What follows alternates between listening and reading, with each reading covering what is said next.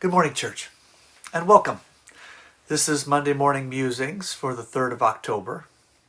My name is Dave, and I'm on the staff of Community Christian Church at Carillon. Now, last week, we took a look at the idea that people worship money. It's a commonly held idea, but my contention is that nobody worships money. After all, the thing you worship has to be the thing you believe to be the greatest thing in the universe. And nobody thinks money is that. We trade money for things we think are more important than money all the time. That's pretty much what you do with money. But while we don't worship money in itself, we do worship with our money. Money is always a means to an end, and one of its uses is to glorify our God, whomever that may turn out to be. And the way in which we use our money is an indication of the direction of our worship. It points the way to our real God. Not necessarily the God we claim to follow, but the true focus of our hearts. Now wait a minute, I say. I don't worship with my money.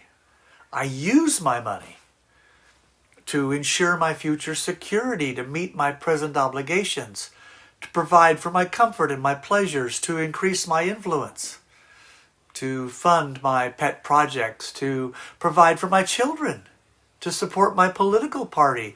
That's not worship. But did you notice the common factor in that list of things I do with my money? The repeated use of the word my. Now please don't misunderstand me. Security is a good thing. Providing for my family is a good thing. Paying my bills, making myself comfortable, enjoying my life, those are all good things, but they are all about me. My bills, my future, my children. I worship with my money, all right. I worship myself.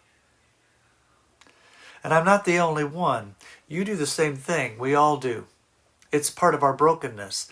We worship the most important thing in our lives, and generally, that's us. In other words, if we look behind the false idol of money, we will see the false god we actually worship, and it will be ourselves. You see, in this world, there are only two beings that are considered worthy of worship: God and ourselves. The choice is, as it has always been, God or self.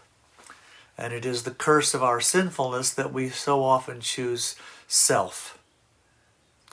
I might even say that the worship of self instead of the true God is the root of all of our sin, all our mistakes, all our failures, all our unhappiness, all our conflicts. All of it comes from placing ourselves in the place that rightfully belongs solely to God Almighty. And that messes everything up, as a quick look at the world will prove. We need to choose better. We need to make God the center. We have to put Him first. It's the only way that works. God or self. It's a choice we make. It is perhaps the choice we make. And it's a choice we have to make and keep making every minute of every day. It's a hard choice. Our fractured natures work against us, but with God's grace, we can choose Him. We can live in that right relationship. Now, we can only do it for brief moments at first, but with practice, I'm told it gets easier. And one day, God willing, and He is, we will find that we can live that way permanently. And that's called heaven. And may the God of heaven bless you all.